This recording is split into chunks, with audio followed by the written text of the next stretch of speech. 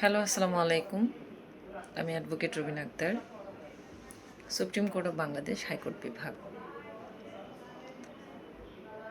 আমরা যখন কোনো মামলায় গ্রেপ্তার হই, তখন আমরা কি করি? একজন বিজ্ঞ আইনজীবীর নিকট গিয়ে আমরা ওই আসামিটাকে বের করার চেষ্টা করি এবং আসামিটাকে আপনার যে উপায়ে বের করা হয় সেটাকে অনেকেই জামিন বলেন, কোর্টের ভাষায় সেটা জামিন।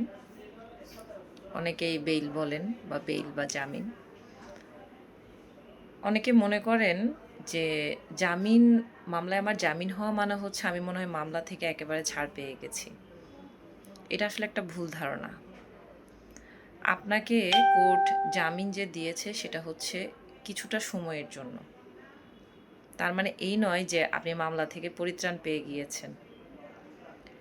আপনি যদি কোর্ট থেকে বা বিজ্ঞ আদালত থেকে যদি আপনি যে আপনার কোনো মামলায় যদি জামিনেও যান, আপনাকে অবশ্যই সচেতন থাকতে হবে যে কোর্টে আপনাকে যে শর্তে জামিন দিয়েছেন সেটার জন্য কোনো রকম মিসইউজ না হয়।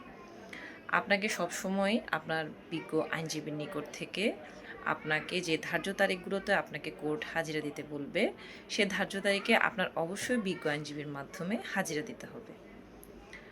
বিশেষ করে অনেক সাধারণ মানুষরা আছেন যে যে কোনো মামলায় জামিন পাওয়ার পর তারা আর কোনো আইনজীবীর সাথে আপনার যোগাযোগ রাখেন না।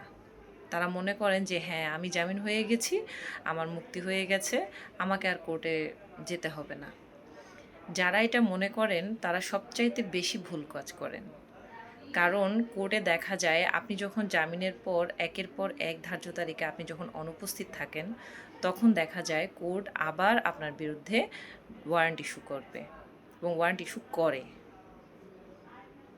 আরেকটা কথা হচ্ছে, অনেকে আছেন যে জামিন পরবর্তী আপনার মামলা যখন সাক্ষীর পর্যায়ে যায়, আপনারা অনেকেই আপনার সেই মামলাতে অনুপস্থিত থাকেন। মানে বিশেষ করে যারা আসামি পক্ষ থাকে তারা বিশেষ করে মামলায় অনুপস্থিত থাকে। কারণ তারা মনে করে যে আমি একবার জামিনে চলে এসেছি, আমার তো আর মামলায় হাজিরা দেওয়ার প্রয়োজন নেই। কিন্তু আপনাকে পুরো মামলাটার প্রসিডিউর কমপ্লিট করতে হবে, আপনাকে নির্দোষ প্রমাণ করতে হবে। তারপরে আপনি ওই মামলা থেকে খালাসের পথটা বের করতে পারবেন, তার আগে কখনোই পারবেন না। আবার আরেকটা বিষয় বলি, অনেকেই মনে করেন যে আমি একটা মামলা করলাম, ওই মামলাতে আমি যাকে আসামি করলাম তাকে আমি একদিনও জেল খাটাতে পারলাম না, তার মানে কি আমার মামলাটাতে কি তার অপরাধ প্রমাণিত হলো না? এটা আসলে ভুল ধারণা। আপনার আসামিকে জেল খাটাতে পারলেই যে আপনার মামলাটা সত্য এবং আসামিকে জেল খাটাতে পারলেই যে আপনার শাস্তি নিশ্চিত, সেটা কিন্তু না। আপনি আসামির বিরুদ্ধে মামলা করেছেন, বিজ্ঞ আদালত তার যে সকল নিয়মকানুন আছে সেভাবে আপনার সে মামলার বিচার প্রক্রিয়া কমপ্লিট করবে। আবার যারা মনে করছেন যে সে আমার বিরুদ্ধে মামলা করেছে, সে তো আমার কিছু করতে পারলো না, আমাকে তো একটা দিনও জেল খাটাতে পারলো না, তারা ভুল ভাবছেন। কারণ একটা মামলা যখন দায়ের হয়, ওই মামলাটার প্রসিডিউর কমপ্লিট হতে আপনার অনেকটা সময় লাগে এবং সেই সময়টা আপনি আসামি হয়ে যদি থাকেন, তাহলে কিন্তু আপনাকে কোর্ট যদি আপনার কাস্টডিতে নাও দেয়, তাহলেও কিন্তু আপনাকে কোর্টে হাজিরা দিতে হবে, কোর্টের ধার্য তারিখগুলোতে আপনাকে হাজির থাকতে হবে। এখন আপনি মনে করলেন যে আমার বিরুদ্ধে তো কোনো ওয়ারেন্ট ইস্যু করেনি, জাস্ট সমন ইস্যু করলো বা নোটিশ ইস্যু করলো, তাহলে না আমার একদম ফ্রেশ না। আপনাকে অবশ্যই নিজেকে নির্দোষ প্রমাণ করার জন্য আপনাকে কোর্টে আসতে হবে।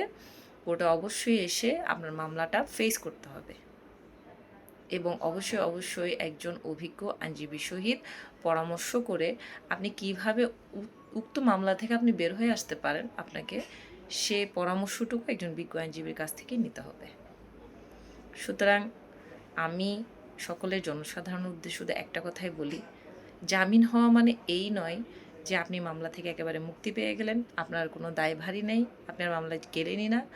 আবার অনেক মামলায় দেখা যায় আপনার বিরুদ্ধে মামলা হয়েছে, বাট কোর্ট কোনো ওয়ারেন্ট ইস্যু করেনি, বা জাস্ট আপনাকে সমন দিয়েছে এবং সেই সমন পেয়ে আপনি একেবারে খুশি যে না, সে আমার বিরুদ্ধে মামলা করেছে, সে কী করতে পেরেছে, সে কিছুই করতে পারেনি।